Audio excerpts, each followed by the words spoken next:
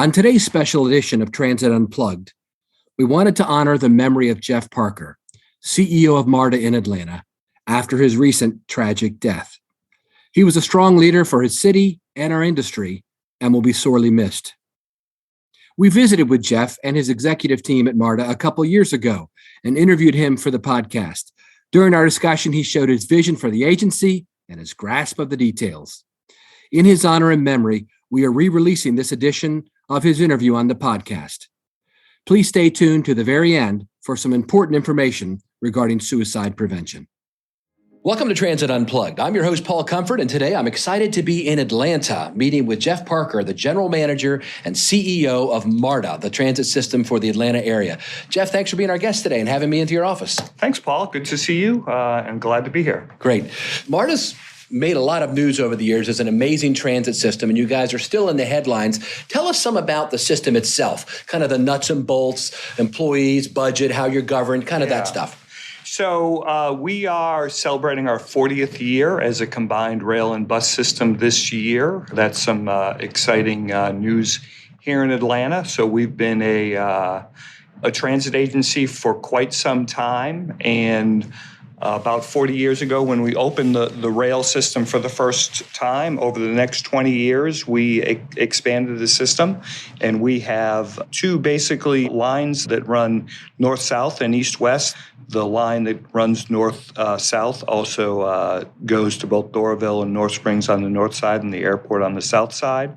The east-west line serves mostly Atlanta and the city of Decatur. So we've got a real significant rail system here in Atlanta. We've got a good-sized bus system, about 700-800 buses, a little over 100 bus routes. We have about $1 billion budget. About half of it goes to our operating budget, half of it goes to our capital program to maintain the infrastructure and make some amenities. But we also have an exciting expansion program that is above and beyond that. How do you handle paratransit? We have a paratransit service that is outsourced through a contractor, and we're actually working on bringing on a second contractor to provide some more service. We've had a significant growth of our paratransit service that we see all over the country. Yeah, so it's like everyone, right? One of the services that's growing. Yeah, who's your contractor, if you don't mind? MV is our contractor, and we're bringing in a smaller company, GTS, to augment their service and have a second. We're sort of changing how we deliver the service, still outsourced, but spreading it through a variety of contractors. Okay. And what's your governance structure here for MARTA? So MARTA was established by the state to serve a district, and the district includes the city of Atlanta, Fulton, DeKalb, and Clayton counties. Clayton County. Clayton was the last to join when they passed a referendum. And we have a board of directors that I work for. Each of our jurisdictions appoint board members, and they hire a general manager, and then myself as the general manager and CEO run the organization. And how are you funded? Through a sales tax. We have a 1 cent sales tax that is collected within the jurisdictions.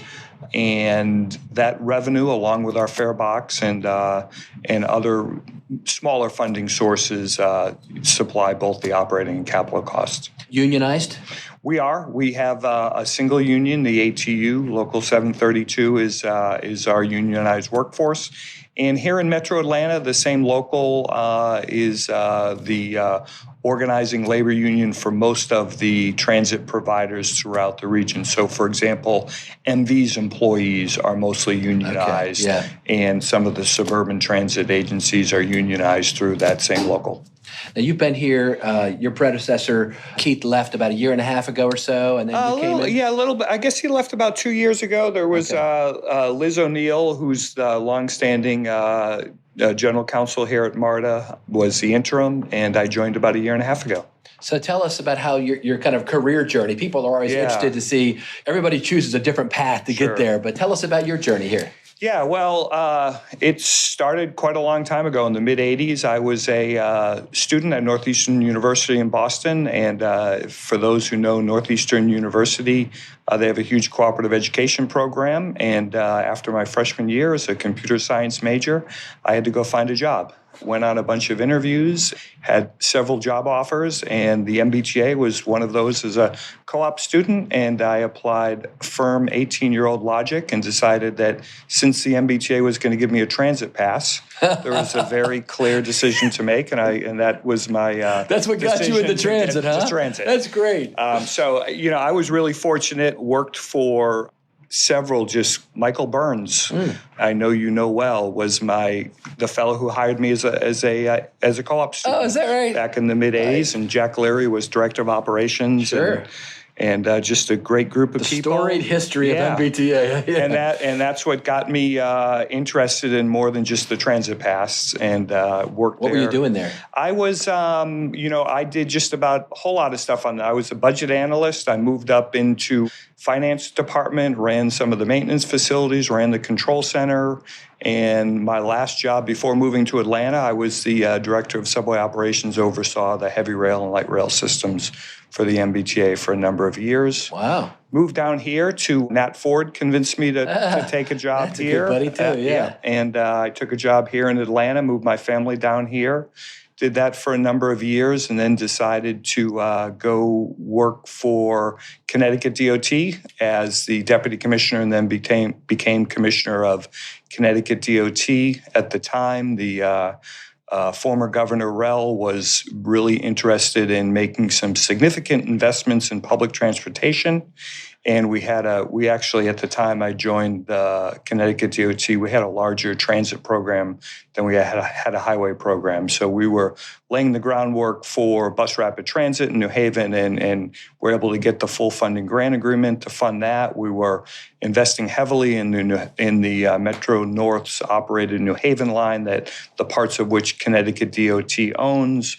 We were building bus maintenance facilities. We were building a new rail facility in New Haven to support the rail cars that we were buying with Metro North. So we were doing billions and billions of dollars worth of capital. And how long were you in that position? I was there for 3 years. Okay, yeah. Governor Rell decided not to run for governor again, and my wife and kids were still living here in Atlanta, and I was traveling back and forth. So I joined HNTB, ran their practice down here, did a lot of work around program management here in Metro Atlanta for Georgia DOT, as well as a lot of work for MARTA and other entities down here, and then decided that it seemed to make sense to get back into public service. And when Keith left, I was able to join MARTA, and here I am. So it's been a great opportunity. Now, this is a good timing in an interview like this, because you'd worked here before, and you had kind of a vision of what you wanted to do, I'm sure, that you kind of talked to the board about. Now you've been here a year and a half. So can you contrast kind of what your ideas were when you got here, what the reality's been, and how you're getting to accomplish that vision? Let me just back up just for a second to set a little bit of the stage there. And, great. And for those who don't know Atlanta, we are just growing incredibly fast. Third fastest growing region in the country. A couple of years ago, we had close to 100,000 net people moved to Metro Atlanta. From when I moved here 14, 15 years ago to today, there's just been this significant change in the perspective of how transit not only supports both Lifeline riders to choice riders, but also is really supporting the economic vitality and development of this quickly growing city and region. And so we're at a point here in Atlanta where we are in a way that we never have before, leveraging the asset of the MARTA's heavy rail system, that a whole lot of really smart people decided to get the political will to build 40 plus years ago. If you were, if we were just a few miles south of here in Midtown, all the development that's happening, and the Midtown Alliance just released a report about ever-growing transit ridership in the past number of years as Midtown Atlanta becomes more and more dense, really a tech-heavy area supported by Georgia Tech and businesses down there. So it's an exciting time to see the the community really get behind public transportation and see how it's really supporting and helping to develop the economic vitality of this region. And that's a big piece that drew me here. The city of Atlanta passed a referendum to expand transit here in the city of Atlanta. Clayton County joined the MARTA district a few years before the city of Atlanta, so we've got an opportunity we've already expanded under Keith's leadership, expanded bus service into Clayton County that had gone without bus service for a number of years. And now we're making the plans to improve bus service down there, but also build the first commuter rail system in Metro Atlanta to support that. And the city of Atlanta has a very, very robust and ambitious plan and the dollars to support it for MARTA to deliver an expansion of transit with a mixture of bus rapid transit and light rail and a whole lot of other improvements to public transportation. It seems this is a very progressive region when it comes to transit, and there's the political willpower to kind of push it through, finance it. Am I reading that right? Yeah, one thing that happened by the General Assembly 2 years ago created a regional transit planning entity and also gave all of the 13 counties that make up Metro Atlanta the ability to pass up to a 1 cent sales tax for 30 years to invest in public transportation. So here in the MARTA district, we've got a lot of exciting things going on with Fulton County and DeKalb County have completed plans for their transit vision through a transit planning effort that we worked closely with the MPO, which is here in Atlanta called the ARC, the Atlanta Regional Commission, and those counties to develop their vision for transit in the future with the hopes of a future referendum to support that investment like the city of Atlanta and Clayton County have already accomplished. And, we did have a referendum for Gwinnett County to join the MARTA district. It did not pass. It was an election that was sort of off-cycle, lower voter turnout. I fully expect that the political leadership in Gwinnett County will call that referendum again. And I think, when I move around that county, there seems to be broad support for investment in public transportation. We've just got, a lot of traffic in Metro Atlanta. We've got big investments going on by Georgia DOT to build managed lanes, tolled roads that you can access through a variable price that many regions have around the country. Northern Virginia is big for that. Exactly. Maryland's looking at doing Maryland's that. looking for that. Texas has a lot of it. But we all recognize that investment will help, but we've got to provide significant options both for people to move from the suburbs into the city, but also the investment that the city's making around investing and improving transportation here in the city. So let's circle back then to when you started the job, kind of like what the vision was. Because I know when I started in Baltimore, I had this idea, and then you have to integrate that with the reality that you find. And so kind of then where are you at now? And kind of we've done an awful lot in the year and a half that I've been here. And, so several of the things that I focused on and will continue to focus on is, one, we've got to make sure that financially, the financial soundness of the organization is maintained.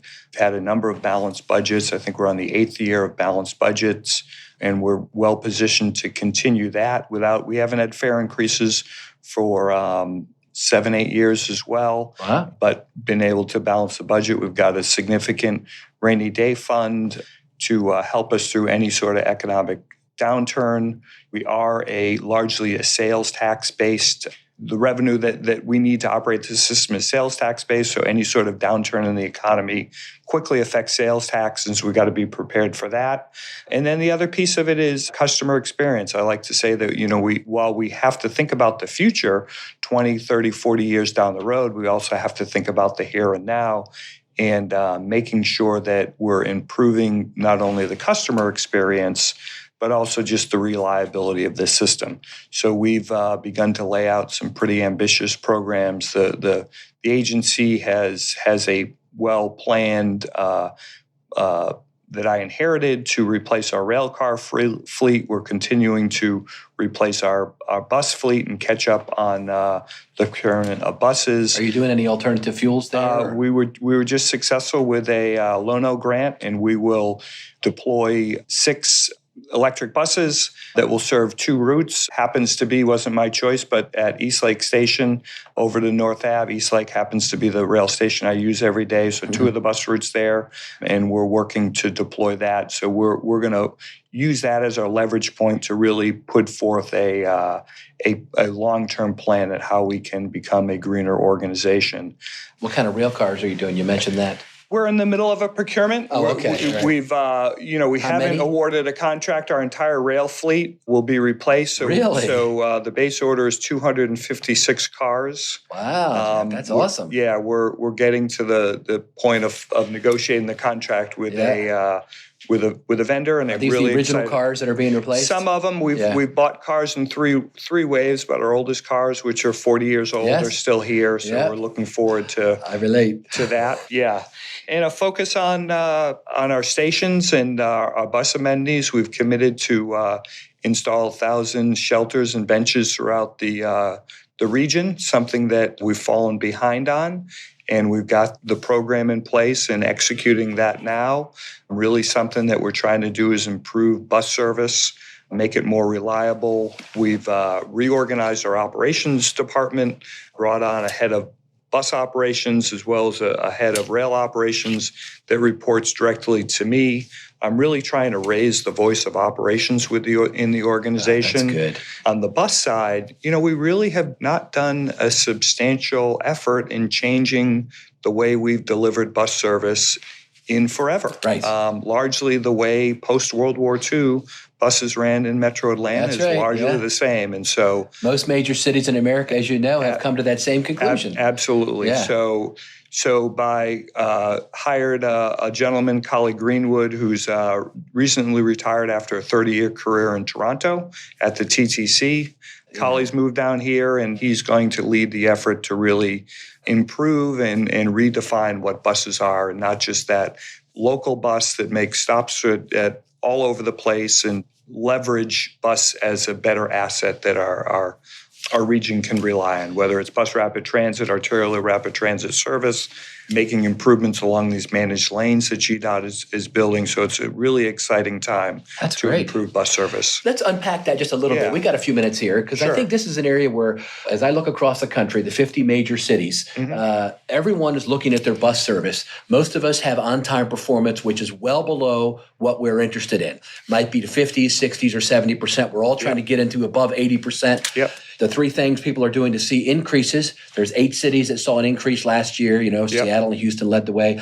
They are adding frequency, right? Yep. They're rerouting the bus networks, and they're reducing friction is what I like to say. Yep. So they're bus-only lanes, transit signal priority, off-bus payments. Talk to us about what your vision is and how and plus people are using technology, better technology, putting in people's hands so they can see when the bus is going to get there. Tell us your vision and what you're hoping to accomplish. Yeah, I think that one of the things that we really need to do is to focus on some of the most important corridors that we serve here in Metro Atlanta and in the city, and make sure that those buses can be, one, reliable, predictable, better information about bus arrival time, leverage the technology that the cities and the counties are willing to invest in around signal prioritization and lanes of traffic. We're really starting this effort with the city of Atlanta.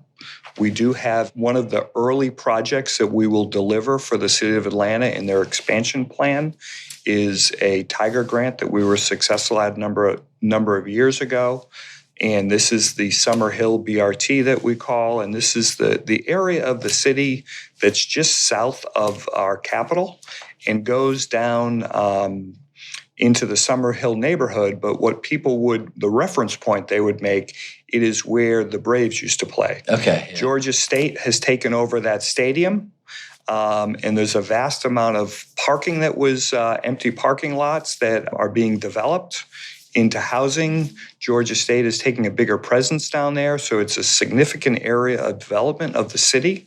And we're working closely with staff at the city as well as the city council members who represent that area to really develop the first of its kind bus rapid transit here in Atlanta. So, it's great that we're able to get a Tiger grant, and we're moving that project along quickly, and that will establish and define what bus rapid transit here is in Metro Atlanta. So Are you looking at the routes? You mentioned that they were laid out way back in World War II. We're looking at the routes, simplifying them. We have an effort that we've begun with the City of Atlanta. The City of Atlanta is starting up a Department of Transportation, and as part of that, they're trying to define some metrics and goals around transportation in the city, and that includes transit. So we've developed, or we're in the process of developing, some goals that will eventually get to the approval of the mayor and the city council. And in that will be some significant, vision of improvement of bus service and the access of bus. Okay. But we're going to do that largely through looking at major intersections that are affecting our bus on-time performance, looking at bus-only exclusive lanes. We've got a lot of buses that travel around 5 points, which is the apex of where the north-south and east-west lines meet, improving circulation around that area. So a lot going on the bus side. On the rail side, we're going to make big improvements to our stations. Okay. Our stations are, range from 40 to 20 years old. We haven't overhauled any of our stations. We have a planned investment over about a 7 to 10 year period to rehabilitate all of our stations. Working out the details of that, we've done a significant inventory of their conditions and prioritize those stations. But we're also focusing on beginning that at Airport Station, which is one of our busier stations, and working with the airport to improve that station. Next will be 5 Point Station, which is our busiest because of the connection between the east-west and the north-south line. The city of it working closely with the City of Atlanta to kind of redefine that ever-developing area. We've got 3 major developments going on in that area of the city, and we want to make sure that our station fits in well with the development that's happening down there. We have a goal of really trying to bring on some significant improvements to that station in advance of the World Cup that I think is in 2026. Okay. So there's a big effort around that. So you got a lot happening here. We got a lot happening. And then an expansion program that's going to bring let's talk about that. Light rail down. We have several light rail corridors that we're looking to invest in. From Campbellton Road in southwest Atlanta, which is one of our busiest bus corridors. We have a great opportunity to improve connectivity down the Campbellton Road corridor and connect into our heavy rail system and improve ridership down there and accessibility. We see that as a great opportunity to improve access for workers, improve opportunities working with the city around affordable housing as that corridor develops. And then on the other side of the city, we have the Clifton Corridor, which goes from basically here at Lindbergh over to where the CDC and Emory University and Emory Hospital are. You've got the CDC here to live. Exactly. Yeah. And so that area of the city is the second densest employment population. It's not served by a major highway and has, other than local bus service, no real access. So light rail makes sense. Huge opportunity to make improvements there. The Beltline, we're working closely with the Atlanta Beltline to help develop transit along the Beltline. We've got a strong vision for light rail transit investment around the Beltline. This is a largely an abandoned rail corridor that we've turned into a huge public space for the city. The Atlanta Beltline organization is developing this corridor as a bike and pedestrian facility.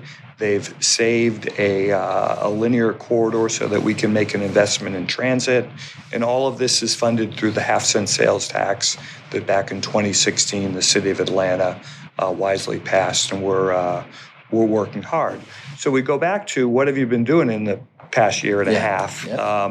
The focus we've had internally is because the system was started 40 years ago. The last improvement that we made was about 20 years ago when we extended the North Line up to the North Spring Station. We really haven't had an organization to deliver large expansion projects. So we've been working hard to build an organization that can advance these projects, and we've made a lot of improvements to bring on people. I brought a new chief delivery officer who's got an Atlanta native who was delivering the capital program for the airport for a number of years, was working overseas in some projects over there, Frank Rucker. He's really rolling up his sleeves and defining how we're going to deliver these huge transit projects that we have in front of us. That's great. We had something similar at MTA. It was our executive services to build the Purple Line. Exactly. So you have to have an infrastructure team that's focused on these services. We had Chuck Latuca there, who still heads it up. Yep. So that's great. So your engineering department, I'm sure, is in high gear as well. It looks Absolutely. Like. Yeah. So we've got a lot of infrastructure to maintain and continue to do that. Some of the exciting challenges that we have, but capital programs are always a challenge. Obviously, the rail and bus investments and the improvements to the stations, but we're laying out our plans to replace our traction power substations. Okay. We're finishing up a major signal program that should be finished early 2020, and then we're moving to a continuing a long-term track renovation project.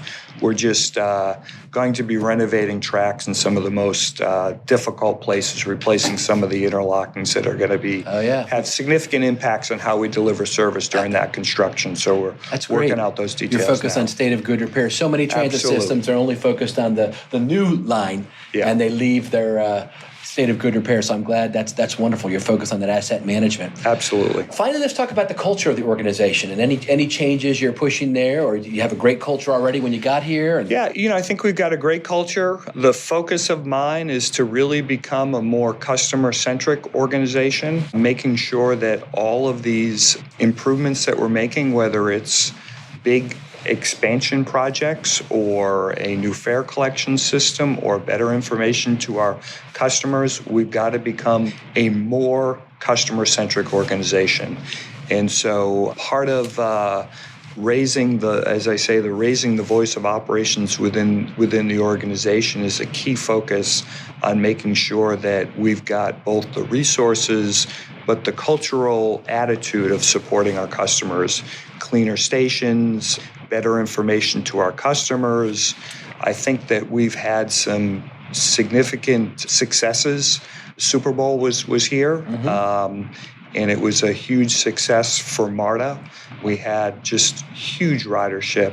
The Saturday before the Super Bowl was one of our busiest weekend days in our history, probably only surpassed by some of the days during the Olympics.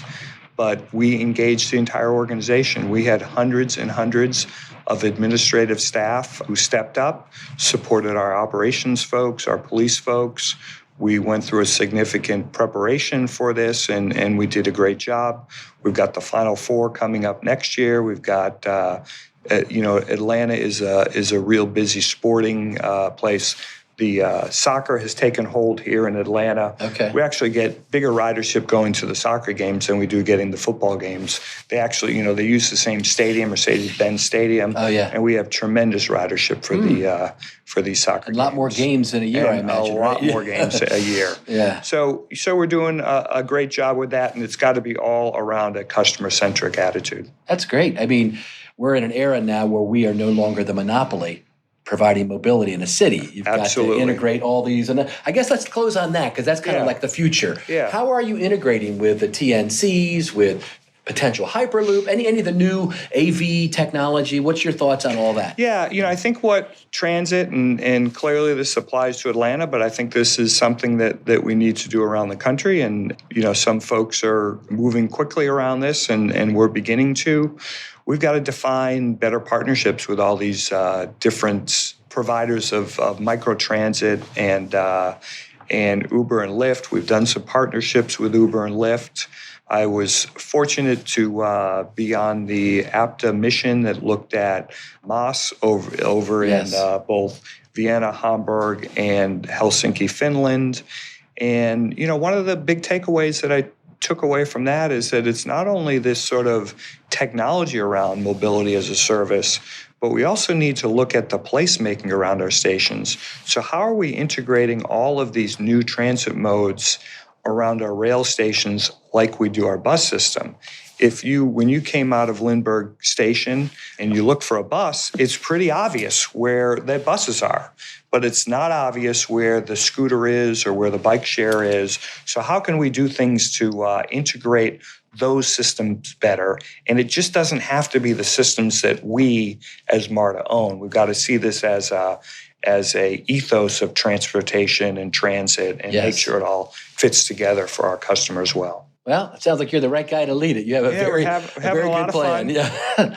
Yeah. Well, thanks for being our guest today on the show, and we wish you the best. Thank you for listening to this very special episode of Transit Unplugged. If you or someone you care about is having thoughts of suicide, there is help available. Please see the information and links to the Canada Suicide Prevention Service and the National Suicide Prevention Lifeline in the show notes and on transitunplugged.com to connect you with caring people who will listen without judgment, who just want to help you in your time of need. Call a friend, send a text, send a message, but whatever you do, just reach out. You're not alone. There are people out there ready to help you.